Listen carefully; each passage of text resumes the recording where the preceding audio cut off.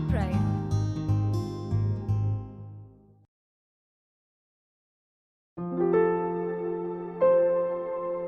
நிஷா நிஷா நிஷா செம்மையா வெயில் அடிக்குது, சீக்கிரம் துணியை எடுத்துட்டு வா, அரிசி வடகத்தை எடுத்துட்டு வா, காய வச்சிடலாம். மாடியில் எடுத்துட்டு போகிறதுக்குள்ள ஜோன்னு மழை பெய்ய ஆரம்பிச்சிச்சு மக்களே. இந்த மாதிரி வெயிலும் மழையும் மாறி மாறி நம்மளை புரட்டி போடுறதுக்கு காரணம் என்னவா இருக்கும்னு நினைக்கிறீங்க?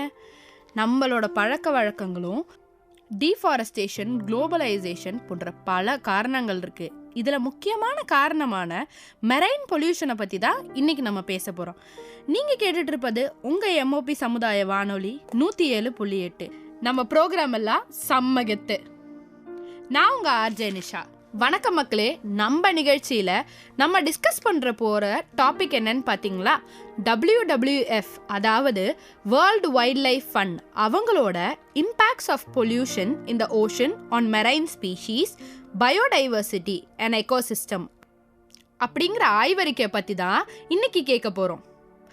இந்த ரிப்போர்ட்டில் என்ன சொல்ல வராங்கன்னு பார்த்தீங்கன்னா, பிளாஸ்டிக் பொல்யூஷனால எந்த அளவுக்கு கடல்வாழ் உயிரினங்கள் பாதிக்கப்படுறது அப்படிங்கிறது தான். நம்ம சிம்பிளாக ஒரு ஜூஸோ இல்லை ஸ்நாக்ஸோ சாப்பிட்டு போடுற பிளாஸ்டிக் கவர்ஸ் எல்லாமே கடலில் கடக்கப்படுது. இதனால் 90% கடல்சார் உயிரினங்கள் பாதிப்படையுது. தோராயமாக 1,93,756 கடல்சார் உயிரினங்கள் காணப்படுது அப்படின்னு சொல்கிறாங்க. அதில் 90%னா 1,74,384 உயிரினங்கள் பிளாஸ்டிக் யூசேஜால் பாதிப்படையுது அப்படின்னு சொல்கிறாங்க. மீன்களுக்கான பிரத்யேகமான உணவான கோரல் ரீஃப், அதாவது பவளப்பாறைகள், பிளாஸ்டிக்ஸால பழுதடையுது அப்படின்னு சொல்றாங்க. அதனால அதை சாப்பிட்ற மீன்களுக்கும் கில்ஸ்ன்னு சொல்லப்படுற செதில் பாதிப்படைகிறது. இதை நம்ம சாப்பிட்றதால நமக்கும் மூச்சு பிரச்சனை வர்றதுக்கான வாய்ப்புகள் அதிகமாகவே இருக்கு. நம்ம இப்பவே பிளாஸ்டிக் எல்லாத்தையுமே நிறுத்திட்டோம் அப்படின்னாலுமே கடல்ல ஏற்கனவே கலக்கப்பட்ட பிளாஸ்டிக்ஸ் எல்லாம் 2050 டபுள் ஆக வாய்ப்பு இருக்குன்னு சொல்றாங்க. பிளாஸ்டிக்ஸை பேசிக்காக 3 பிரிக்கிறாங்க. மேக்ரோ பிளாஸ்டிக்ஸ், அதாவது பிளாஸ்டிக் பாட்டில்ஸ், பிளாஸ்டிக் பாக்ஸஸ் போன்ற பெரிய அளவான பிளாஸ்டிக்ஸ் எல்லாம் மேக்ரோ பிளாஸ்டிக்ஸ்.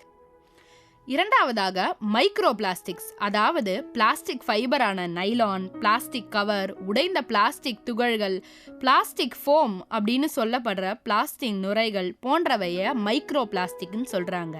மூன்றாவதாக நானோ பிளாஸ்டிக்ஸ், அதாவது காஸ்மெட்டிக்ஸில் போடப்படுற PET அப்படின்னு சொல்லப்படுற பாலிஎத்லைன் டெரஃப்ளேட் அப்படிங்கிற ரசாயனம் பிளாஸ்டிக்ஸோட கலக்கப்படுது. இது நானோ பிளாஸ்டிக்ஸ் அப்படின்னு சொல்கிறாங்க. பிளாஸ்டிக்ஸோட நெகட்டிவ் எஃபெக்ட்ஸை 4 பிரிக்கிறாங்க. ஃபர்ஸ்ட்டு, எந்தெந்த பிளாஸ்டிக்ஸ் குப்பைகள் எல்லாம் பின்னப்பட்டிருக்கோ அதெல்லாம் என்டாங்கிள்மெண்ட் வேஸ்ட் அப்படின்னு சொல்கிறாங்க. இந்த பின்னப்பட்ட பிளாஸ்டிக்ஸ் எதெல்லாம் அப்படின்னு பார்த்தீங்கன்னா, நெட்டு, ட்ராப்ஸு, இது எல்லாத்துலேயுமே மீன்களோ ஆமைகளோ இது எல்லாம் அதுக்குள்ளே மாட்டி இறக்கிறதுக்கான வாய்ப்பு இருக்குன்னு சொல்கிறாங்க. ஹவாய் தீவு கடல்ல 65% மீன்கள் என்டாங்கிள்மெண்ட் அதாவது பின்னப்பட்ட குப்பைகளான பிளாஸ்டிக்ஸ் குப்பைகளால் பாதிப்படையுது. இரண்டாவதாக, இன்ஜெக்ஷன் அப்படின்னு சொல்லப்படுற கடல் உயிரினங்கள் உள்வாங்கப்படுற அல்லது சாப்பிடுற பிளாஸ்டிக் குப்பைகள், இதை இன்ஜெக்ஷன் சொல்றாங்க. 90% கடல் பறவைகள், 52% கடல் ஆமைகள் பிளாஸ்டிக் குப்பைகளை சாப்பிட்டு பாதிப்படையுதுன்னு சொல்றாங்க. வாங்க மக்களே, இப்ப டக்குன்னு ஒரு பப்ளிக் சர்வீஸ் அனௌன்ஸ்மெண்ட் கேட்டுட்டு வந்துடலாம்.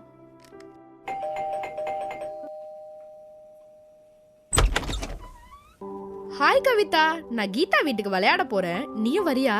ஹே அப்படியா, சூப்பர். இரு ஸ்வேதா, 2 minutesல வந்துடுறேன். ஹே ஜிம்மி, என்ன பண்ற? சரி, நான் ஜிம்மியோட விளையாண்டு இருக்கேன், நீ சீக்கிரமா வா. என்ன பண்ற நீ? குப்பையை தூக்கி போட்டேன். அதையேப்பா இந்த காலி கிரவுண்ட்ல போடுற? நான் போய் பப்ளிக் டஸ்ட்பினில் போடணுன்னா இங்கேருந்து 2 ஸ்ட்ரீட் நடந்து போகணும். ஏன்னா குப்பை எடுக்கிறவர் நாளைக்கு தான் வருவார். அதனால இதை சும்மா தானே இருந்துச்சுன்னு இந்த காலி கிரவுண்டில் போட்டேன்.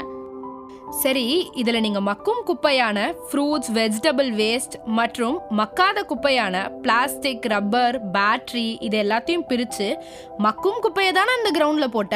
அட யாருப்பா நீ வேற, குப்பையெல்லாம் உட்காந்து யாராவது பிரித்து போட்டுட்டு இருப்பாங்களா? நீ பண்ற இந்த தப்பு உன்னோட சுற்றுச்சூழலை பொல்யூட் பண்றது தவிர அருகாமையில இருக்க கால்நடையும் பாதிப்படைய வைக்கும். நான் ஒருத்திங்க குப்பை போறதுனால ஒன்றும் ஆகிடாது. ஏதோ பண்ணு, சொன்னதே கேட்க மாட்டேன். சரி சரி வாடி, நம்ம போய் விளையாடலாம். 2 நாள் கழித்து.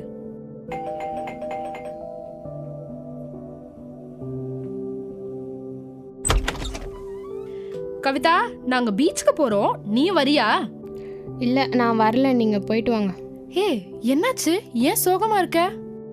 ஜிம்மி இல்லை. ஜிம்மிக்கு என்னாச்சு?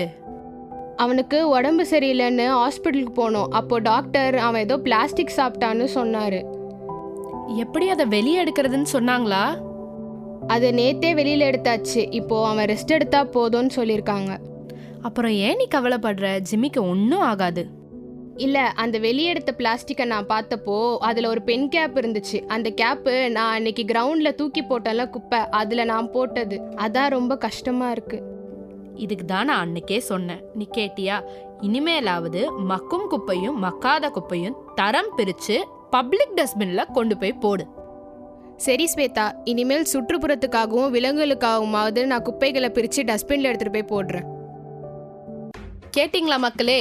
இனிமேல் மக்கும் குப்பையான வெஜிடபிள் வேஸ்ட், ஃப்ரூட் வேஸ்ட் இது எல்லாத்தையும் பிரித்து தரம் பார்த்து மக்காத குப்பையோட சேராமல் பார்த்து பப்ளிக் டஸ்ட்பினில் பிரித்து போடுங்க. பொதுநலம் கருதி வெளியிடுவோர் உங்கள் எம்ஓபி சமுதாய வானொலி 107.8. நமது சமுதாயம் நமது பெருமை.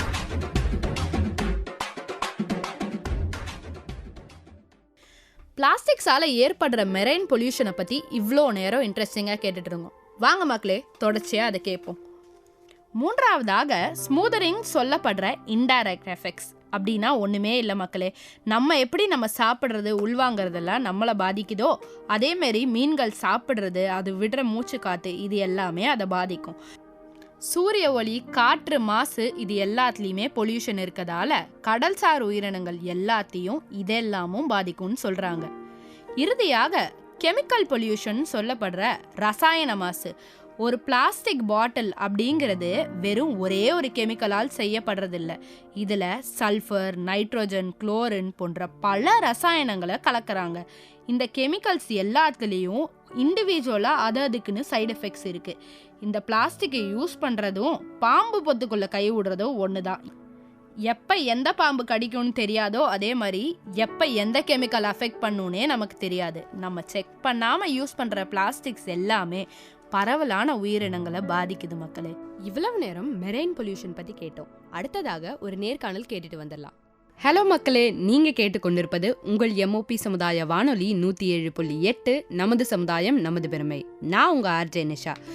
இன்னைக்கு நிகழ்ச்சியில் நம்ம பொல்யூஷன்னா என்ன, அது எத்தனை வகைப்படும், அது எதனால் ஏற்படும் அப்படிங்கிறத பற்றி நம்மக்கிட்ட சொல்கிறதுக்காக இன்னைக்கு நம்ம கூட இணைஞ்சிருக்காரு லோகேஷ் பார்த்திபன் அவர்கள். இவர் பூ உலகின் நண்பர்கள் அப்படிங்கிற ஒரு இயற்கை சார்ந்த இயக்கத்தில் வாலண்டியராக இருக்காரு. இவர் புவியியலாளராகவும் காலநிலை மாற்றத்தின் ஆய்வாளராகவும் இருக்காரு.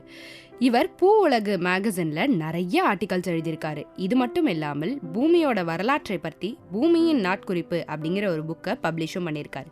Welcome sir. பூ உலகின் நண்பர்கள் அப்படிங்கிற இயக்கத்தை பற்றி, அதோட பின்னணி என்ன அப்படிங்கிறத மக்களுக்கு கொஞ்சம் சொல்லுங்கள் சார்.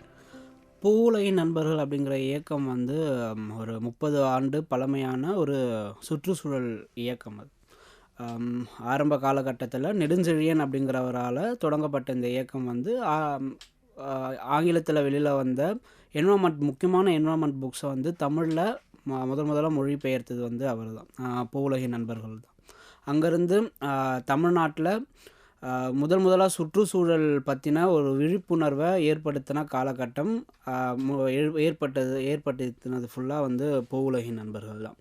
ஸோ அங்கேருந்து கொஞ்சம் கொஞ்சமாக வந்தது தான். இன்றைக்கி தமிழ்நாட்டில் சுற்றுச்சூழல் சார்ந்த எல்லா பிரச்சனைகளும் மக்களுக்கு கொண்டு போய் சேர்க்கறது, அது முக்கியம். எல்லா தரப்பட்ட மக்களுக்கும் அவங்க நடையில், அவங்க மொழியில், அவங்களுக்காக நான் இப்போ பூ உலகு அப்படிங்கிற ஒரு மாத இதழ் வருது. அப்புறம் பூ உலகின் நண்பர்கள்ன்ட்டு ஃபேஸ்புக்கில் ஒரு பேஜ் வச்சுருக்கோம், இன்ஸ்டா, யூடியூப் சேனல்ன்ட்டு பிரச்சனைகளை பேசுகிறது, அதில் சாதக பாதகம் சொல்கிறது, ஏதாவது லிட்டிகேஷனுக்கும் போகிறோம், ரிசர்ச் ஒர்க் பண்ணிக்கிட்டு இருக்கோம். அது சார்ந்து ஒரு 80க்கும் மேற்பட்ட டைட்டிலில் பூ உலகு புக்கு பப்ளிஷ் பண்ணியிருக்கோம். மிக்க நன்றி சார். பொதுவாக எல்லாருமே பொல்யூஷன் அப்படிங்கிற டேர்மை அடிக்கடி பயன்படுத்துகிறோம். ஆனால் பொல்யூஷன் அப்படின்னா ஆக்சுவலாக என்ன சார்? பொல்யூஷன் அப்படின்னு நம்ம சொன்னால் ஒன்றும் இல்லை. இப்போ இயற்கையாக நமக்கு சிலது கிடைக்கல, முக்கியமாக மனிதனுக்கு முக்கியமாக தேவைப்படுற காற்று, நீர், உணவு, இருக்கிற இடம், இது எல்லாத்துலேயும் வந்து நமக்கு ஏதாவது ஒரு பாதகம், தீங்கு விளைவிக்கிற மாதிரி ஏதோ ஒன்று கலந்து இது ஏதாவது ஒன்று மாறுச்சுன்னா, இப்போ உதாரணத்துக்கு நம்ம தண்ணி குடிக்கிறோம். அதாவது ஒரு இப்போ கிரவுண்ட் வாட்டர், நம்ம கிரவுண்ட் வாட்டர் தான் குடிச்சிக்கிட்டு இருந்தோம். ஸோ அதை இப்போ அதில் ஏதாவது ஒரு பாதிப்பு ஏற்படுது, இல்லை சுவாசிக்கிற காற்றுல ஒரு பாதிப்பு ஏற்படுது, ஏதோ ஒரு வெளியிலேருந்து ஒரு ஃபேக்டரால் அது எல்லாமே மாசுபடுது. அப்படிங்கிறது தான் வந்து நம்ம பொல்யூஷன் அப்படின்னு வரையறுத்து வச்சுருக்கோம். பொல்யூஷன் அப்படிதான். அடுத்ததா பொல்யூஷன் எத்தனை வகைப்படும், இது எது மூலமாக ஏற்படுது அப்படிங்கிறத மக்களுக்கு புரியும்படியாக சொல்லுங்கள் சார். பொல்யூஷன் வந்து பார்த்தோன்னா நமக்கு பேசிக்காக இருக்குல்ல, சுவாசிக்கிற காற்று பொல்யூஷன், அது ஒரு வகையான air pollution, water pollution, land pollution, soil pollution, அப்புறம் ரேடியோ ஆக்டிவ் பொல்யூஷன் அப்படின்ட்டு இப்போ சமீப காலமாக இருக்குது. ஸோ இதெல்லாமே தான் வந்து பொல்யூஷன், அதாவது பொல்யூஷனோட வகைகளாக இருக்குது. இது எப்படி உருவாகுது, இல்லை இது ஏற்படுறதுக்கு காரணம் என்ன அப்படின்னு பார்த்தோன்னா, நமக்கு வந்து நமக்கு தொழிற்சாலைகள் அதிகமாகிட்டு போயிட்டுருக்கு. தொழிற்சாலைகள் அதிகமாக அது ஏற்ற மாசும் பொல்யூஷனும் அதிகமாகிட்டு வந்துக்கிட்டு இருக்குது.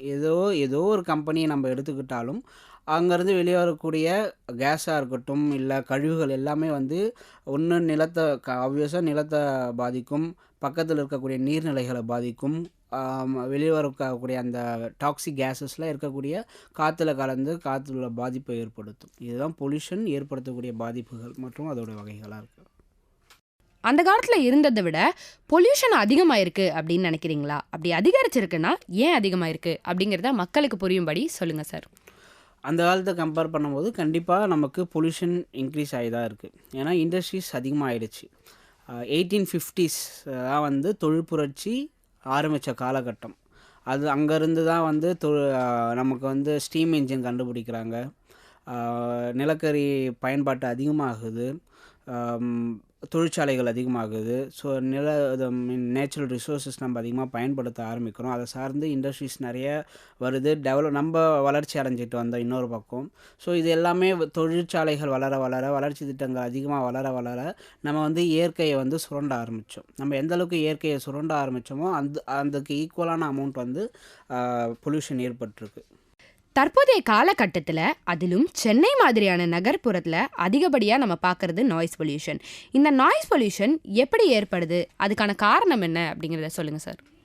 ஆக்சுவலாக நாய்ஸ் மனுஷன் காது கேட்கறதுக்கு வந்து மேக்ஸிமம் அமௌண்ட், அதாவது டெசிபிளில் வந்து பண்ணுவாங்க. மேக்ஸிமம் அமௌண்ட் ஆஃப் டெசிபிள் எவ்வளோ அப்படின்னு பார்த்தோன்னா 50 to 55 டெசிபிள். அது வந்து வகையை பிரிச்சிருக்காங்க. இண்டஸ்ட்ரீஸ் ஜோனுக்கு வந்து 75 டெசிபிள், கமர்ஷியல் ஜோனுக்கு 65 டெசிபிள், அப்புறம் எஜுகேஷ்னல் இன்ஸ்டிடியூஷன்ஸ் இருக்கிறதெல்லாம் வந்து 50, அதுக்கு கம்மியான டெசிபிள்ஸ் அப்படின்ட்டு, அது சைலண்ட் ஜோன் அப்படின்ட்டு.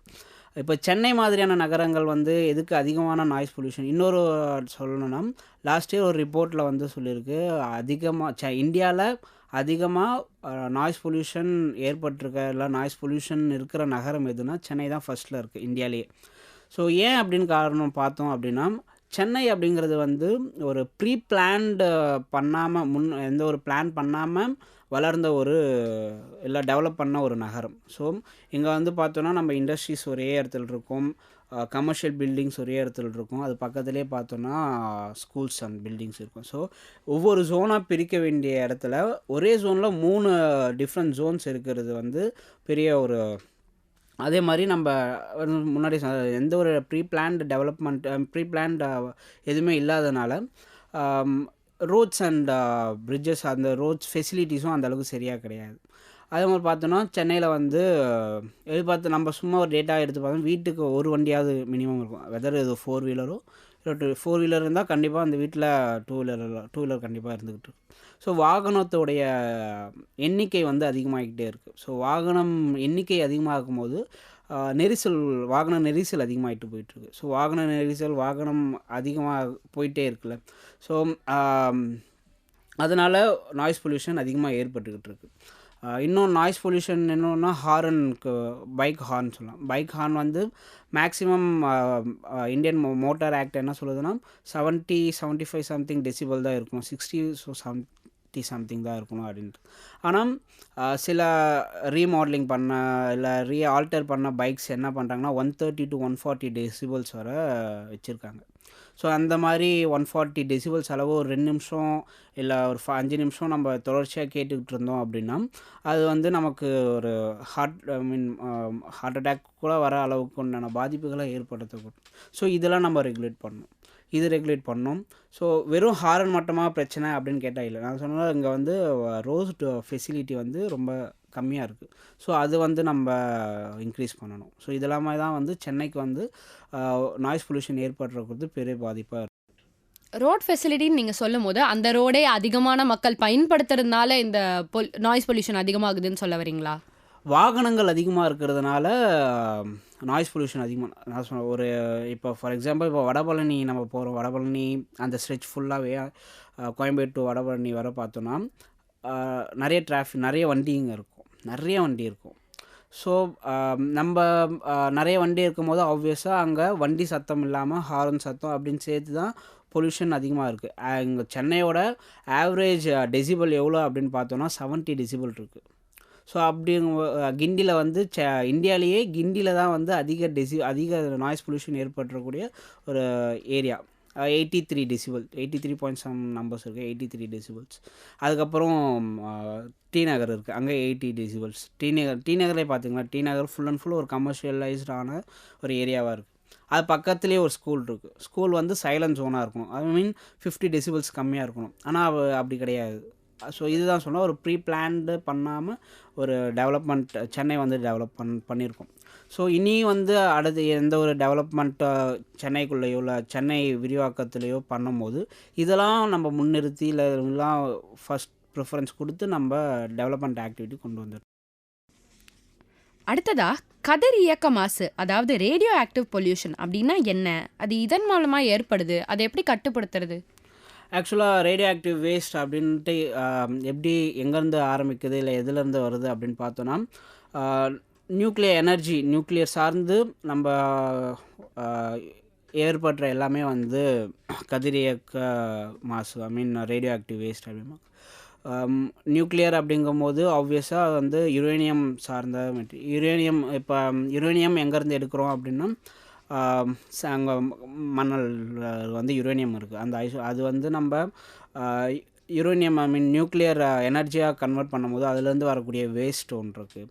ஸோ அந்த வேஸ்ட்டு வந்து நம்ம எங்கே எடுத்துன்னு போயிட்டு டம்ப் பண்ண போகிறோம் அப்படிங்கிற ஒரு கேள்வி வந்து இன்னைய வர கூடங்குளம்ல நிலச்சிக்கிட்டு. ஸோ இதுக்கு என்ன தீர்வு அப்படின்னு நம்ம பார்த்தோன்னா நமக்கு வந்து நியூக்ளியர் எனர்ஜி நமக்கு வேண்டாம் அப்படிங்கிறது தான் பூ உலகின் நண்பர்கள் தொடர்ச்சியாக கூடங்குளம் அது முன்னாடிலேருந்து நம்ம தொடர்ச்சியாக பேசிக்கிட்டு இருக்குது. அதுதான் ஏன்னா உலகளவில் ஏற்பட்டக்கூடிய விபத்துகள் ஒன்று வந்து செர்னோபில் விபத்தாக இருக்கட்டும், இல்லை ஜப்பானில் ஏற்பட்ட விபத்தாக இருக்கட்டும், இது எல்லாமே வந்து நமக்கு திரும்ப அணு உலை வேணுமா அப்படிங்கிற மாதிரி ஒரு கேள்வி எழுப்பிகிட்டே இருக்குது. ஜப்பானில் 2012 நினைக்கிறேன் அந்த சுனாமி ஃபுகுஷிமா ஏற்பட்டதுக்கப்புறம் அந்த நாட்டு அங்கே ஜப்பான் மேயர் என்ன சொன்னார் அப்படின்னா மனித குலமும் அணு ஆயுதம் அணு சக்தியும் ஒரு சேர்ந்து இருக்க முடியாது இந்த உலகத்தில், ஏதாவது ஒன்று தான் எக்ஸிஸ்ட் ஆகிருக்கணும். ஒன்ஸ் ரெண்டுமே ஒரு சமயத்தில் இருந்தால் ஏதாவது ஒன்று தான் இருக்கும் அப்படின்ற ஒரு பெரிய டேஞ்சரான ஒரு அதுதான் வந்து நியூக்ளியர் எனர்ஜியாக நம்ம சொல்கிறோம். ஸோ இது நம்ம முழுசாக நமக்கு வேண்டாம் அப்படின்னு சொல்கிறனால தான் நமக்கு வந்து ரேடியோ ஆக்டிவ் சார்ந்து கூடிய வேஸ்ட்டை நம்ம கட்டுப்படுத்தவும் எல்லாம் பண்ண முடியும். அடுத்ததா நில மாசு அப்படின்னா என்ன, அதாவது லேண்ட் பொல்யூஷன் அப்படிங்கிறத பற்றி கொஞ்சம் விவரிங்க. இதை எப்படி கட்டுப்படுத்துறது அப்படிங்கிறத பற்றியும் சொல்லுங்கள். ஓகே, லேண்ட் பொல்யூஷன் அப்படிங்கும்போது இங்கே வந்து நம்ம 2 விதமாக பேசலாம். ஒன்று வந்து இண்டஸ்ட்ரீஸ் அப்படின்ட்டு அதுலேருந்து வரக்கூடிய வேஸ்ட் டம்ப் பண்ணுறது ஒன்று. ரெண்டாவது நகரமயமாக்கு ரேப்பிடாக நம்ம வந்து அர்பனைசேஷன் ஆகிட்டு வந்துட்டு இருந்தோம். இந்த அர்பனைசேஷன் ஆனதுனால என்ன ஆகுது அப்படிங்கும்போது நமக்கு வந்து நம்ம டெய்லி வேஸ்ட் நம்மளுடைய வீட்டிலேருந்து வெளில வரக்கூடிய அந்த வேஸ்ட்டை வந்து நம்ம எங்கே எடுத்துன்னு போய் டம்ப் பண்ணுறோம் அப்படிங்கிறது ஒரு பெரிய கேள்விக்குறியாக இருக்குது. நம்ம எங்கேயாவது சென்னையில் எடுத்துன்னு அவுட்டரில் எங்கேயோ எடுத்துன்னு போய் போகிறோம், பெருங்குடி, அம்பத்தூர், இல்லைனா சென்னை செம்பரம்பாக்கம் ஏரியா, அந்த பூந்தமல்லி, ஏதோ ஒரு பைபாஸ் அந்த பக்கம் எடுத்துகிட்டு போயிட்டு நம்ம டம்ப் பண்ணிடுறோம். இந்த லேண்ட்ஃபில் வந்து எந்த மாதிரியான பாதிப்பு அதை ஏற்படுத்துது அப்படிங்கிறது பெரிய ஒரு கேள்விக்குறி. அங்கே வந்து என்ன பார்த்தோன்னா, அந்த குறிப்பிட்ட அந்த லேண்டோடைய தன்மை மாறுது. அது வந்து கிரவுண்ட் வாட்டரை பொல்யூட் பண்ணுது. பக்கத்தில் இருக்கக்கூடிய அங்கே இருக்கக்கூடிய விவசாய நிலங்கள் இருந்தால் அது பாதிக்குது அப்படின்ட்டு ஒரு பெரிய ஒரு பிரச்சனையை வந்து இந்த சாயில் வேஸ்ட்டு நம்ம ஆயிட்டுருக்கு. உலக உயிர்களுக்கு அத்தியாவசியமாக வழங்கப்படுறது நீர். இந்த நீர் இந்த அளவுக்கு மாசு அடையிறது சார், திருப்பி சொல்கிறேன் சார். உலக உயிர்களுக்கு அத்தியாவசியமான ஒரு விஷயம் அப்படின்னா அது நீர். இந்த நீர்நிலைகள் எந்த அளவுக்கு மாசடைகிறது, இதை எப்படி குறைக்க முடியும்? வாட்டர் பொல்யூஷன் வந்து ஒரு மேஜர் பொல்யூஷன், உலக அளவிலே பெரிய பொல்யூஷனாக இருக்கா. வாட்டர் மேனேஜ்மெண்ட் வந்து சென்னையை பொறுத்தவரை ரொம்ப மோசமான ஒரு வாட்டர் மேனேஜ்மெண்ட் பிளான் தான் நம்ம வச்சுக்கிட்டு இருக்கோம். நம்மக்கிட்ட வந்து வேர்ல்டு லெவலில் பார்த்தோன்னா ரொம்ப கம்மியான சிட்டிஸில் மட்டும்தான் 3 ஆறு ஓடக்கூடிய ஒரு நகரம் இருக்கும். அந்த அளவுக்கு ஒரு ரொம்ப ஒரு பிளெஸ்டு கூட நம்ம சொல்லலாம். ஒரு 3 ஆறு ஓடிட்டு இருந்தது. நார்த் சென்னையில் கொசஸ்தலை ஆறு, கூவமாறு, அடையாறு ஆறுன்ட்டு சென்னைக்கு 3 ஆறு ஓடிட்டுருக்கு. இந்த 3 ஆறுடைய நிலைமை என்ன இன்றைக்கி அப்படிங்கிறது அதுவே பெரிய ஒரு ட்ராபேக் தான் நமக்கு. அது வந்து நல்லா இருக்கான்னு கேட்டால் கண்டிப்பாக நான் சின்ன வயசில் பார்த்து வர எதுவுமே கிடையாது. ஸோ வாட்டர் மேனேஜ்மெண்ட் அப்படிங்கிறது நமக்கு கண்டிப்பாக தேவை. ப்ளஸ்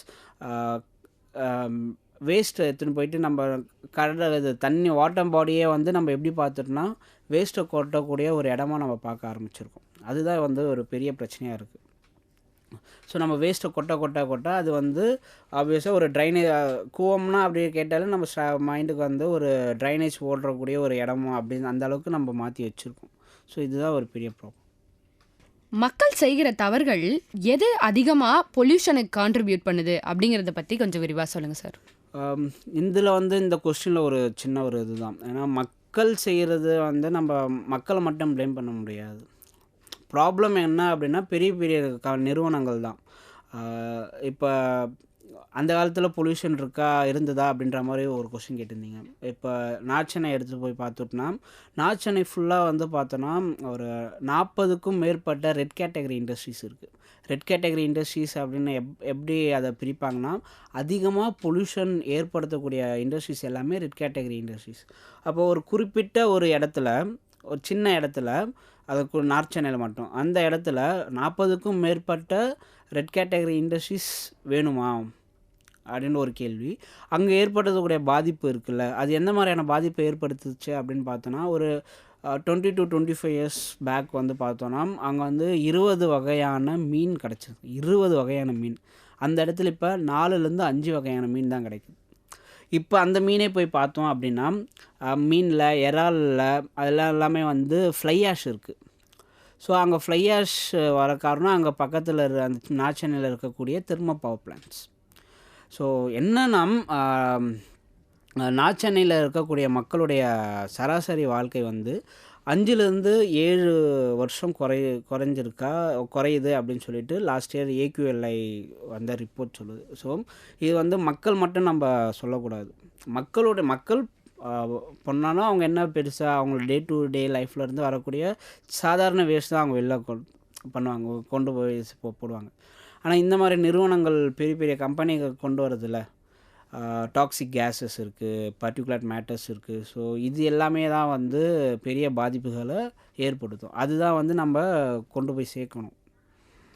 நீர், நிலம், ஆகாயம், காற்று போன்ற விஷயங்களில் பொல்யூஷன் அப்படிங்கிறது எந்த அளவு ஒரு நிரந்தர விளைவை நம்ம பூமிக்கும் நம்மளோட சுற்றுச்சூழலில் இருக்க மிருகங்களுக்கும் ஏற்படுத்துது அப்படிங்கிறத மக்களுக்கு கொஞ்சம் விரிவாக சொல்லுங்கள் சார். இது ரொம்ப முக்கியமான கேள்வியாக நான் பார்க்குறேன். ஏன்னா நீர், நிலம், ஆகாயம் எப்படி எல்லாமே வந்து பொல்யூஷன் ஆகுது, எப்போ ஆகுது அப்படின்ற மாதிரி நம்ம ஸ்டார்டிங் வந்து வரணும். நான் ஆரம்பத்தில் சொன்ன மாதிரி 1850s தான் வந்து நம்ம இண்டஸ்ட்ரியல் ரெவல்யூஷன் ஸ்டார்ட் ஆச்சு. ஸோ 1850ஸ்க்கு அப்புறம் உலகமே வேறு மாதிரியே மாறிடுச்சு. அது வரை ஒரு ஃபேஸாக இருந்தது, அதுக்கப்புறம் இன்னொரு ஃபேஸாக மாறுது. நம்ம வந்து கோல் கண்டுபிடிச்சி அதை வந்து எனர்ஜியாக கன்வெர்ட் பண்ணுறோம். ஸோ கோலில் இருந்தால் வந்து நம்ம கரண்ட் ப்ரொடியூஸ் பண்ணுறோம். அந்த டைமில் வந்து ஸ்டீம் இன்ஜின் கண்டுபிடிக்கிறோம். ஸோ அங்கேருந்து தான் வந்து ஒரு மனிதனுடைய நாகரிகம் டெவலப்டு சொசைட்டியாக மாறினதுக்கு முக்கிய கண்டுபிடிப்பாக அதுவாக தான் அந்த காலகட்டமாக தான் இருக்குது. ஸோ அப்போ இருந்து நம்ம கோலை வந்து பயன்படுத்தி கரண்ட்டை ப்ரொடியூஸ் பண்ணி இல்லை ஃபாசில் ஃபியூலாக ஃபாசில் ஃபியூலை நம்ம எடுத்து அது பெட்ரோல் டீசலாக யூஸ் பண்ண ஆரம்பித்து அதிலேருந்து வெளியே வந்த கோல்லாம் எங்கே போச்சு அப்படின்னு நம்ம பார்த்தோன்னா எல்லாமே போயிட்டு அட்மாஸ்ஃபியரில் படிஞ்சிருச்சு. இதோட பாதிப்பு வந்து அந்த 100 வருஷம் ஆரம்பித்த ஒரு 100-150 வருஷமாக இல்லை, கடந்த ஒரு 20-30 ஆண்டுகளாக பார்த்தோன்னா அதோட பாதிப்புகள் வந்து வருஷம் தீவிரத்தன்மை கொண்டதாக இருந்துகிட்ருக்கு. இன்றைக்கி நம்ம சந்திச்சுக்கிட்டு இருக்க எந்த ஒரு மழையாக இருக்கட்டும், இல்லை அதிகமாக அடிக்கக்கூடிய வெயிலாக இருக்கட்டும், இல்லை குளிராக இருக்கட்டும், இது எல்லாத்துக்குமே வந்து ஆரம்ப காரணம் என்ன அப்படின்னு பார்த்தோன்னா நம்ம இண்டஸ்ட்ரியல் ரெவல்யூஷனோட ஆரம்ப காலகட்டத்துக்கு போகணும். ஸோ அப்போ ஆரம்பித்தது தான் வந்து எல்லாமே ஆரம்பிச்சது. ஸோ இண்டஸ்ட்ரியல் ரெவல்யூஷன் ஆரம்பித்தது, வாட்டர் பொல்யூஷன் ஆயிடுச்சு, ஏர் பொல்யூட் ஆச்சு, எல்லாமே ஆச்சு. ஸோ அது தாண்டி பெரிய ப்ராப்ளம் எது அப்படின்னு பார்த்தோன்னா அட்மாஸ்ஃபியரில் படிஞ்ச அந்த கார்பன் அளவு தான், க்ரீன் ஹவுஸ் அளவு. அந்த க்ரீன் ஹவுஸ் அளவு அதிகமாகச்சு, குளோபல் வார்மிங், புவி வெப்பமயமாதல், அது சார்ந்து ஏற்படுற இந்த கிளைமேட்டே மாறுச்சு. இந்த கிளைமேட் வந்து மனித சமுதாயம் வந்து விவசாயம் கண்டுபிடிக்கிறதுக்கு ஒரு முக்கிய காரணமாக இருந்தது. நம்ம எர்த்தோட ஹிஸ்ட்ரி எடுத்து பார்த்துக்கிட்டோன்னா ஒரு கிளைமேட் வந்து நிலையாக ஸ்டேபிளாக இருந்தது கிடையாது, ஒரு ஃப்ளக்சுவேஷன் இருந்துகிட்டே இருக்கும். இப்போ இருக்க கிளைமேட்டுக்கு இப்போ இருக்க டெம்பரேச்சருக்கு +5 போயிருக்கு, -5 ஒரு ஃப்ளக்சுவேஷன் இருந்துகிட்டே இருக்குது. ஆனால் கடந்த ஒரு 12,000-11,000 வருஷமாக பார்த்துக்கிட்டோன்னா இது வந்து எந்த ஒரு மாற்றமும் இல்லாமல் ஸ்டேபிளாக இருந்துக்கிட்டு இருந்தது. ஆனால் கடந்த நான் சொன்னல இண்டஸ்ட்ரியல் ரெவல்யூஷன், மனுஷன் வந்து டெவலப்டாக அந்த டைமில் இருந்து மாற ஆரம்பிச்சது. ஸோ இப்போ அட்மாஸ்ஃபியரில் இருக்கக்கூடிய கார்பனோட அளவு பார்த்தோன்னா 3 லட்சம் வருஷத்துக்கு முன்னாடி இருந்த கார்பனோட அளவு. ஸோ இந்த சேஞ்ச் நடந்ததில்ல, இதுதான் வந்து ஒரு பெரிய ஒரு மாற்றத்தை, ஒரு பெரிய ஒரு பாதிப்பை ஏற்படுத்திக்கிட்டு இருக்கு. இன்னொரு காலகட்டமாக வந்து ஒரு பெரிய பாதிப்பை ஏற்படுத்துதா பல அறிக்கைகள் நமக்கு சொல்லிக்கிட்டு இருக்கு. நீங்கள் ஏற்கனவே சொன்ன மாதிரி சென்னை மாதிரியான நகர பகுதிகளில் அதிகப்படியான வாகனங்களை காண்றோம். இதனால் வந்து ஸ்மோக் பொல்யூஷன், அதாவது எந்த அளவுக்கான ஏர் பொல்யூஷனுக்கு இது கான்ட்ரிபியூட் பண்ணுது அப்படிங்கிறத பற்றி சொல்லுங்கள் சார். வெஹிக்கல் பொல்யூஷன் ஒரு பக்கம், இண்டஸ்ட்ரீஸ் எமிஷன் ஒரு பக்கம், இது எல்லாமே வந்து மக்களுக்கு பெரும் பாதிப்பை தான் ஏற்படுத்துது. குறிப்பாக வந்து ஒரு சாரார் மக்களுக்கு தான் பாதிப்பை ஏற்படுத்துது. வெஹிக்கிளில் தாண்டி ஏர் பொல்யூஷனுக்கு மிக முக்கியமாக இருக்கிறது வந்து நான் ஃபஸ்ட்டே சொன்ன மாதிரி தெர்மோ பவர் பிளான்ஸாக இருக்கிறது, பெட்ரோகெமிக்கல் இண்டஸ்ட்ரீஸ், அதெல்லாம் உலகம் முழுக்க நம்ம எடுத்து பார்த்துக்கிட்டோம் அப்படின்னா இந்த மாதிரி பெரிய அந்த ரெட் கேட்டகரி இண்டஸ்ட்ரீஸ்னு சொன்னல, நான் சென்னையில் 40 இண்டஸ்ட்ரீஸ் இருக்குதுன்னு சொல்லி, உலகம் முழுக்க நம்ம பார்த்தோன்னா இந்த மாதிரியான டெவலப்மெண்டல் ஆக்டிவிட்டீஸ் எங்கே போகுது அப்படின்னா சாதாரண விளிம்பு நிலை மக்கள் எங்கே வாழ்கிறாங்களோ அந்த பகுதிகளை தான் கொண்டு போய் சேருது. நம்ம சென்னைக்கே எடுத்துப்போம், நம்ம உலகம் முழுக்க போகிறோம்.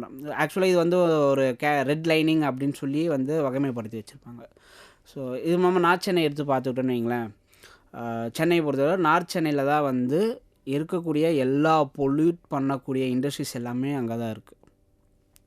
ஸோ அந்த ஏதோ ஒரு இண்டஸ்ட்ரீஸ் அங்கே வந்து ஒரு 3 தெர்மோ பவர் பிளான்ஸ் அங்கே இருக்குது. அதில் ஏதோ ஒரு தெர்மோ பவர் பிளான்ட் வந்து நம்ம பெசன்ட் நகருக்கோ அடையாருக்கோ வராது. ஸோ இங்கே நம்ம அதை தான் பேசுகிறோம். நம்ம ஏர் பொல்யூஷன் வந்து பெரிய பாதிப்பை ஏற்படுத்துது, அதுக்கு மக்கள் வந்து ரொம்ப டிசீஸ்க்குலாம் ஆளாகிறாங்க. ஆனால் எந்த மக்கள் ஆகிறாங்க அப்படிங்கிற ஒரு பெரிய கேள்வி இங்கே இருக்குது. அதாவது ஒரு குறிப்பிட்ட மக்கள் மட்டும்தான் இங்கே. அதனால தான் பூவுலகின் நண்பர்கள் வந்து சுற்றுச்சூழல் நீதி மட்டும் சமூக நீதி மட்டும் தமிழம் பேசிகிட்டு இருக்கு. சமூக நீதி இல்லாமல் தாண்டி சுற்றுச்சூழல் நீதி இங்கே ரொம்ப முக்கியமாக இருக்குது. சுற்றுச்சூழல் நீதி இல்லாமல் இங்கே வந்து சமூக நீதி கிடையாது. ஸோ அதை வச்சு பொல்யூஷனை தடுக்க அரசாங்கம் நிறைய முயற்சிகளை எடுத்துட்டு வராங்க. ஆனால் மக்களிடையே அந்த விழிப்புணர்வு அந்த அளவுக்கு இல்லை அப்படின்னு நான் நம்புகிறேன். இந்த பொல்யூஷனை கண்ட்ரோல் பண்ண மக்கள் செய்ய வேண்டிய ஸ்டெப்ஸ் என்ன சார்? பொல்யூஷன் மக்களுக்கு வந்து மக்கள் ஆக்சுவலாக அங்கே எங்கே அவங்களுடைய கான்ட்ரிபியூட் பண்ணணும் அப்படின்னா நம்ம வந்து வேஸ்ட் மேனேஜ்மெண்ட் கிட்ட தான் வரணும். கவர்மெண்ட் வந்து சாலிடை வந்து பிரித்து கொடுக்கலாம் அப்படின்னு ஒரு இனிஷியேட்டிவ் சொல்லிட்டு தான் வராங்க. ஸோ இந்த பிளாஸ்டிக்ஸ் அந்த இல்லை சாதாரண மக்கும் குப்பை ஆக்சுவலாக வந்து பிரிக்கிறதே வந்து மக்கும் குப்பை மக்காத குப்பை அப்படின்னு தான் நம்ம பிரித்து வச்சுருக்கோம். ஸோ நம்ம என்ன பண்ணுறோம், இந்த மக்கும் குப்பையை வந்து வக்கிறதுக்கு 2 வகையான ப்ராசஸ். ஒன்று வந்து ஏரோபிக் அண்ட் அனரோபிக் கண்டிஷனில் இதுவாகும். ஸோ ஏரோபிக் கண்டிஷன் இதுவாகும் போது கார்பன் டை ஆக்சைடு வெளியாகும். இல்லை நம்ம என்ன பண்ணுறோன்னா மக்கிற குப்பையை வந்து ஒரு பிளாஸ்டிக் கவரில் டைப் பண்ணி தூக்கி போட்டுரும். ஸோ அங்கே வந்து பார்த்தோன்னா அது வந்து அனரோபிக் கண்டிஷனாக போகுது. அங்கே வந்து மீத்தேனை வந்து அது அதிகமாக எமிட் பண்ணுது. ஸோ அது வந்து 25 டைம்ஸ் வந்து ஸ்ட்ராங்கர் அந்த க்ரீன் ஹவுஸ் கேஸஸ்க்கு அது வந்து ஆட்டோமேட்டிக்காக வந்து எமிஷனுக்கு கொண்டு போகுது. ஸோ நம்ம வந்து கவர்மெண்ட் சொல்கிற மாதிரி செக்ரிகேஷன்றது நம்ம வீட்டிலேயே தான் கொண்டு போய் பண்ணணும். நம்ம மொத்தமாக கொட்டிட்டு மொத்தமாக எடுத்துன்னு போய் அங்கே பிரிக்கலாம் அப்படின்னா கண்டிப்பாக பண்ண முடியாது. ஏன் அப்படின்னு நம்ம கேட்டுக்கிட்டோன்னா எதுவாக இருந்தாலும் நம்ம அங்கேயே அதுக்குண்டான ஃபெசிலிட்டி வந்து இன்ஃப்ராஸ்ட்ரக்சர் நம்மக்கிட்ட கிடையாது. இப்போ வந்து ஒரு எல்லாமே ஒன்றா சேர்த்து தனித்தனியாக பிரிச்சுக்கலாம் அப்படின்னு பார்த்தோன்னா பேப்பரும் பிளாஸ்டிக் கவரும் ஒரே இதில் போகும். ஏன்னா அது வந்து டென்சிட்டி பேஸ் பண்ணி தான் அது பிரிக்கும். ஸோ அது பெரிய ட்ராபேக்காக இருக்குது. ஸோ இங்கே தமிழ்நாடு சென்னையை பொறுத்தவரை என்ன தான் நம்ம வந்து இங்கே நம்ம பிரித்து ஒரு வேளை பிரித்தே கொடுத்தாலும் அந்த பிரித்து கொண்டு போய் ரீசைக்ளிங் பண்ணுற அளவுக்கான இன்ஃப்ராஸ்ட்ரக்சர் டெவலப் வந்து சென்னையில் கிடையாது.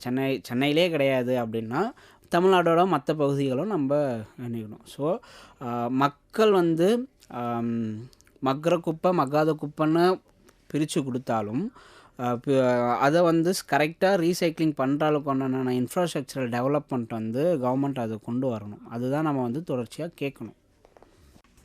அடுத்ததா, சென்னை போன்ற அதிக வெப்பமயம் அதிக மழை இருக்க பகுதி, அதாவது எக்ஸ்ட்ரீம் கிளைமேட்டை ஃபேஸ் பண்ணுற நகர பகுதிகளுக்கு மழைநீர் சேகரிப்பு எவ்வளோ முக்கியம்? ஏன் ரெயின் வாட்டர் ஹார்வெஸ்டிங் ரொம்ப இம்பார்ட்டன்ட் அப்படிங்கிறத சொல்லுங்கள். இப்போ ஐபிசிசி அப்படின்ட்டு ஒரு உலக அமைப்பு ஒன்று இருக்குது, inter government panel on climate change சார்ந்து நிறைய ரிசர்ச் பண்ணி அறிக்கைகள் அவங்க தொடர்ச்சியாக கொடுத்துட்டே இருப்பாங்க. அவங்க என்ன லாஸ்ட்டு இப்போ இன்னொரு இப்போ ஒரு ரீசெண்டாக ஒரு அறிக்கை வந்திருக்கு, நேற்று தான் வந்தது.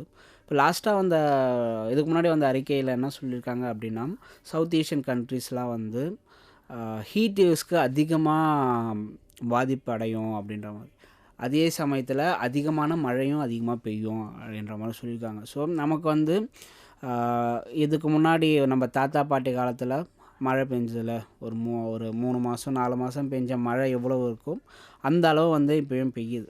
ஆனால் எங்கே ப்ராப்ளம் அப்படின்னு பார்த்தோன்னா நமக்கு வந்து அப்போ பெய்கிற மழை அந்த அளவுக்கு பெய்கிற மழை இப்போது ஒரு வாரத்தில் பெஞ்சிடுது. அதாவது ஒரு மாதத்துக்கு பெய்ய வேண்டிய மழை வந்து இப்போ ஒரு வாரத்தில் பெஞ்சிடுது. ஸோ அப்போ வந்து கிரவுண்ட் வாட்டர் ரீசார்ஜ் அப்படிங்கிறது வந்து இங்கே பாதிக்குது. ஸோ இது எல்லாமே அப்படியே பாதிக்குது. அப்படின்ற போது நம்மளுக்கு கிரவுண்ட் வாட்டர் ஆப்வியஸாக டிப்ளிக்ட் ஆகிட்டே வந்துக்கிட்டே இருக்குது. அதே சமயத்தில் மழை ஹீட் வேவ்ஸ் வந்து அதிகமாகிட்டே இருக்குது. ஹீட் வேவ்ஸ் ரொம்ப அதிகமாகிடுது. அதே ரிப்போர்ட் என்ன சொல்லுதுன்னா வெப்பமான நாட்கள் டெம்பரேச்சர் வந்து அதிகமாக இருக்கக்கூடிய நாட்கள் வந்து 9 மாதம் 2-10 டேஸ்க்கு இருக்கும் அப்படின்னு சொல்லியிருக்காங்க. ஸோ அப்படிங்கும்போது நமக்கு மழை பெய்கிற மழை வந்து குறிப்பிட்ட சில வாரங்களில் பெஞ்சு முடிஞ்சிடுது. அதே சமயத்தில் வெயிலுடைய நாட்கள் அதிகமாகுது. ஸோ ஆப்வியஸாக நம்மளுக்கு வந்து ரெயின் வாட்டர் ஹார்வெஸ்டிங் இருக்கிறது ரொம்ப முக்கியமான ஒன்றா இருக்குது. ஏன்னா நம்ம வந்து 2019 நம்ம டே 0 அச்சீவ் பண்ணுறோம். டே 0 அப்படிங்கிறதுனா அந்த குறிப்பிட்ட ஒரு நகரத்தில் உபயோகப்படுத்துறதுக்கு தண்ணி இல்லாத ஒரு நாள் அப்படிங்கிறது டே 0 அப்படிம்பாங்க. இது வந்து சவுத் ஆஃப்ரிக்காவில் ஜோஹன்ஸ்பர்க் அப்படிங்கிற ஒரு நகரம் வந்து டே 0 அது வந்திருக்கு. அதே மாதிரி சென்னைக்கு வந்து அந்த டைம் தான் நம்ம வெளியூர்லலாம் இருந்துட்டு டேங்க்கில் தண்ணி கொண்டு வந்துட்டு இருந்தோம். ஸோ தண்ணி ப்ராப்ளம் அப்படிங்கிறதுக்கு சென்னைக்கு ரொம்ப காலமாக இருந்துக்கிட்டு வந்துட்டு இருந்திருக்கு. இனி வரும் காலங்களில் ரொம்ப சிவியராக இருக்கும். நம்ம வந்து மழை தண்ணீரை சேமித்து வைக்கிறது ரொம்ப இனி வரும் காலகட்டத்தில் ரொம்ப இம்பார்ட்டண்ட்டாக. மரங்கள் நடணும் அப்படிங்கிறத நம்ம ஸ்கூல் காலேஜ் இது எல்லாத்துலேயும் கேட்டுகிட்டே வரோம். இதோட அத்தியாவசியம் என்ன அப்படிங்கிறத மக்களுக்கு விழிப்புணர்வு ஏற்படுத்துகிற மாதிரி சொல்லுங்கள் சார். மரம் வளர்க்குறது வந்து ஸ்கூலில் சொன்ன மாதிரி நீங்கள் சொன்ன மாதிரி ஸ்கூல்லையும் காலேஜ்லையும் சொல்லிட்டு தான் வரோம். ஒரு இடத்துல வந்து மரம் வளர்த்தா என்ன நடக்கும், இப்போ ஆக்சுவலாக என்ன நடக்குது அப்படின்னா, மரம் வளர்க்குறது வந்து இங்கே வேறு மாதிரியாக புரிஞ்சுக்கிட்டு வராங்க. அழகுக்கான மரங்கள் இங்கே நட ஆரம்பிச்சிட்டாங்க. அது வந்து நம்ம மண்ணுக்கான மரங்கள் கிடையாது. ஸோ நம்ம மண்ணுக்கான மரங்கள் எது அப்படிங்கிறதுல நமக்கு ஸ்டூடெண்ட்ஸ்க்கு நம்ம அது கொண்டு போய் சேர்க்க வேண்டிய தேவை இங்கே இருக்குது. நம்ம மண்ணுக்கான மரங்கள் வளர்த்தாதான் அது வந்து இப்போ சென்னைக்கு நம்ம எடுத்துக்கிட்டோன்னு வைங்களேன், புயல் மாதிரியான சமயங்களில் அந்த மரத்துக்கு ஏற்ற அந்த மண்ணுக்கு ஏற்ற மரம் தான் நிலச்சிருக்கும். அழகுக்கான வச்ச மரங்கள் எல்லாமே வந்து சாஞ்சிடுச்சு வருதா புயல் அப்பயே. ஸோ மரம் வளர்க்குறது ரொம்ப முக்கியம். ஏன்னா மழை பெய்யறதுக்கு அது ரொம்ப இன்னும் இப்போ இருக்க காலகட்டத்துக்கு வந்து புவி வெப்பம் அதிகமாகிட்டே வருது. அதாவது கார்பன் வந்து அதிகமாக எமிட் ஆகிட்டே இருக்குது. ஸோ நம்ம கார்பனை வந்து சிங்க் பண்ணக்கூடிய தேவை நமக்கு அதிகமாக இருக்குது. மரங்கள் எல்லாமே வந்து கார்பனை வந்து அப்சர்வ் பண்ணிக்கும், கார்பன் டை ஆக்சைடை அப்சர்வ் பண்ணிக்கும். ஸோ மரங்கள் வந்து அந்த வேலையை அது செஞ்சுக்கிட்டு இருக்கும். ஸோ நமக்கு இந்த இதுக்கு வந்து நமக்கு மரங்கள் வந்து மரம் நடுறது ரொம்ப முக்கியமானதாக இருந்துக்கிட்டு. ஸோ அதே மாதிரி வெறும் மரம் நட்டால் எல்லா ப்ராப்ளமும் சால்வ் ஆகிடுமா அப்படின்னு கேட்டால் கண்டிப்பாக கிடையாது. ஸோ அதையும் வந்து நம்ம காலேஜ் ஸ்டூடெண்ட்ஸ்க்கு சொல்லி ஆகணும். ஏன்னா என்வரான்மெண்டல் சயின்ஸ் அப்படிங்கிறதே வந்து ஒரு ஆப்ஷனல் பேப்பராக தான், குவார்டர்லிக்கு ஒன்று ஆஃப் இயர்லிக்கு ஒன்று அப்படிங்கிற ஒரு பேப்பர் தான் நான் படிச்சுட்டு வந்தேன். சரி, நான் தான் படிச்சுட்டு வந்தேன் அப்படின்னு பார்த்தா என்னுடைய அண்ணன் பசங்களோ அக்கா பசங்களோ அதுதான் படிச்சுக்கிட்டு வராங்க. ஸோ அதே சிலபஸ் தான், சிலபஸ் மாறல. அதே 4 வகையான பொல்யூஷன், அதே மரம் வளர்ப்போம் மழை பெறுவோம், அதே தான் வந்துக்கிட்டு இருக்கு. ஸோ இங்கே வந்து சுச்சுவேஷன் அப்படி இருக்கான்னு பார்த்தா அதை விட பல மடங்கு ரொம்ப சிவியரான சுச்சுவேஷன் இருக்குது. ஸோ அது வந்து நம்ம ஸ்டூடெண்ட்ஸுக்கு வந்து தெரியப்படுத்தணும். அந்தளவுக்கு நம்ம வந்து அவங்கள வந்து என்விரான்மெண்ட் சார்ந்து அவங்களுக்கு இன்ஃபர்மேட்டிவ் கொடுத்துக்கிட்டு இருக்கணும். மக்களுக்கு மேலும் பொல்யூஷன் சார்ந்த இன்ஃபர்மேஷன் எதுவும் சொல்லணுன்னா என்ன சொல்வீங்க? இப்போ அதிகமாக நம்ம வந்து மேஜர் ப்ராப்ளம் இப்போ மக்களுக்கு பிளாஸ்டிக் பொல்யூஷன் நம்ம சொல்லலாம். ஏன்னா நம்ம வந்து பிளாஸ்டிக்கோட பயன்பாடு நம்மளுக்கு அந்தளவுக்கு அதிகமாகிடுச்சு. ஸோ பிளாஸ்டிக் வந்து இப்போ எந்த அளவுக்கு ஆதிக்கம் எந்த அளவுக்கு அது இப்போ வந்துடுச்சு அப்படின்னா, நமக்கு இந்த நிலப்பரப்பு எப்படி உருவாச்சு அப்படின்னு கேட்டோன்னா கல் பாறை அப்படின்ட்டு ஏதோ ஒன்று சொல்லுவோம். ஆனால் நியூசிலாந்து பக்கத்தில் இருக்கக்கூடிய, நியூசிலாந்து தான் நினைக்கிறேன், இடம் சரியாக தெரில, அவங்க வந்து ஒரு ராக் சாம்பிள் எடுத்திருக்காங்க. அந்த ராக் சாம்பிளில் வந்து பார்த்தோன்னா பிளாஸ்டிக்கோட சேர்ந்துருக்கு. அந்த பிளாஸ்டிக்கால் ஒரு ராக் ஃபார்ம் ஆகிருக்கு. ஸோ அந்தளவுக்கு பிளாஸ்டிக் வந்து அந்தளவுக்கு போயிட்டு இதுவாகிருக்கு. ஸோ அதை தாண்டி எங்கே இருக்குது அப்படின்னு பார்த்தோன்னா, பிளாஸ்டிக் வந்து நம்மளுடைய ஹியூமனோட பிளட் செல்லில் இருக்குது. எப்படி பிளட் செல்லுக்கு எப்படி போச்சு அப்படின்னு பார்த்தோன்னா, ஒன்றும் இல்லை, இப்போ நம்ம போட்டிருக்க ட்ரெஸ் இருக்குல்ல, காட்டனை தவிர்த்து பார்த்தோன்னா இது வந்து 60% வந்து பிளாஸ்டிக்கால், பாலிஸ்டரோ இல்லை நைலானோ எல்லாமே வந்து 60% பிளாஸ்டிக்கால், 60% ஆஃப் ட்ரெஸ் வந்து நம்ம பிளாஸ்டிக்கால் பயன்படுத்தி தான் நம்ம போட்டுட்ருக்கோம். இதை ஒரு வாஷிங் மிஷினில் நம்ம போட்டு துவைச்சி அந்த தண்ணியை டிஸ்போஸ் பண்ணணும்னு வைங்களேன், ஆப்வியஸாக அது வந்து நம்ம ஒரு மண்ணில் போடுறோம். அது பக்கத்தில் இருக்கக்கூடிய செடிகள் வந்து அந்த மைக்ரோ பிளாஸ்டிக்ஸை கடத்துது, அதை நம்ம உட்கொள்கிறோம். அது சீ ஃபுட்ஸ், நம்ம வந்து பிளாஸ்டிக்கில் அந்தளவுக்கு ஒரு பெரிய ஒரு டம்ப் வேஸ்ட்டாக நம்ம இது பண்ணிக்கிட்டு இருக்கோம். ஸோ அந்த சீ ஃபுட்டு நம்ம உட்கொள்கிறோம். ஸோ அதை நம்ம சாப்பிடும்போது நம்மளுடைய பிளட் வெசலில் வந்து பிளாஸ்டிக் வந்து இருக்குது. ஸோ இந்தளவுக்கு வந்து பிளாஸ்டிக் வந்து ரொம்ப பயங்கர ஒரு எப்படி சொல்ற பெரிய அசுரனாக வந்து நம்ம முன்னாடி இருந்துக்கிட்டு இருக்குது. ஸோ பிளாஸ்டிக்கை கையாளும் போது இல்லை நம்ம முடிஞ்ச அளவுக்கு வந்து பிளாஸ்டிக்கை நம்ம கையாளுறது தவிர்க்கணும். அதை தாண்டி கவர்மெண்ட்டும் வந்து இதுக்குண்டான ஸ்டெப்ஸ்க்கு முன்னெடுக்கணும். பிளாஸ்டிக் பேன் அப்படின்னு சொன்னாலும் இங்கே பிளாஸ்டிக் எந்த பிளாஸ்டிக் பேன் அப்படிங்கிறது இருக்குது. ஏன்னா சில ஒன் டைம் பிளாஸ்டிக்ஸ் மட்டும் வந்து ரொம்ப ப்ராப்ளம் ஏற்படுத்தக்கூடியதாக இருக்கும். ஸோ அது வந்து நம்ம ஆப்வியஸாக பேன் பண்ணிக்கலாம். இவ்வளவு நேரம் பொல்யூஷன்னா என்ன, அது எத்தனை வகைப்படும், அதை எப்படி தடுக்க முடியும் அப்படிங்கிறதால நமக்கு தெளிவாக புரியும்படி சொன்னதுக்கு ரொம்ப நன்றி சார். நம்ம பூமியை காக்க வேண்டியது நம்ம வாழ்வு முறையை சரியானதாகவும் நிலையானதாகவும் மாற்றிக்கொள்வதே போதுமானது. நம்ம பூமியை காக்க வேணாம் மக்களே, நம்ம பூமியை பொல்யூட் பண்ணாமல் இருந்தாலே போதும், பூமி நம்மளே காக்கும் அப்படின்றத சொல்லி உங்ககிட்டமிருந்து விடைபெறுவது திருப்பி சொல்கிறேன் சார், உங்களிடமிருந்து விடைபெறுவது நான் உங்கள் ஆர்ஜனிஷா. நீங்கள் கேட்டுக்கொண்டிருப்பது உங்கள் எம்ஓபி சமுதாய வானொலி 107.8 நமது சமுதாயம் நமது பெருமை. மக்களே, இந்த ப்ரோக்ராம் மூலமாக உங்களை பயமுடுத்தணுன்றது எங்கள் நோக்கம் இல்லை. எங்களோட நோக்கம் என்னன்னு பார்த்தீங்கன்னா, இந்த பிளாஸ்டிக்ஸ் எந்த அளவுக்கு கடல்சார் உயிரினங்களை பாதிக்குது அப்படிங்கிறத உங்களுக்கு புரிய வைக்கிறது தான். இந்த ஆய்வறிக்கை மூலமாக கடல்சார் உயிரினங்கள் எப்படி பாதிப்படையுதுன்னு நம்ம தெரிஞ்சுக்கிட்டோம். ஆனால் மக்களே, பிளாஸ்டிக்ஸ் வெறும் கடலை மட்டும் பாதிக்கலை, நீர், நிலம், ஆகாயம், காற்று போன்ற எல்லாத்தையும் பாதிக்குது. நெக்ஸ்ட் டைம் நீங்கள் ஒரு பிளாஸ்டிக் பொருளையோ கவரையோ யூஸ் பண்ணும்போது இந்த ஆய்வறிக்கை உங்களுக்கு நினைவுக்கு வரும்னு நான் நம்புகிறேன். So avoid plastic, save life.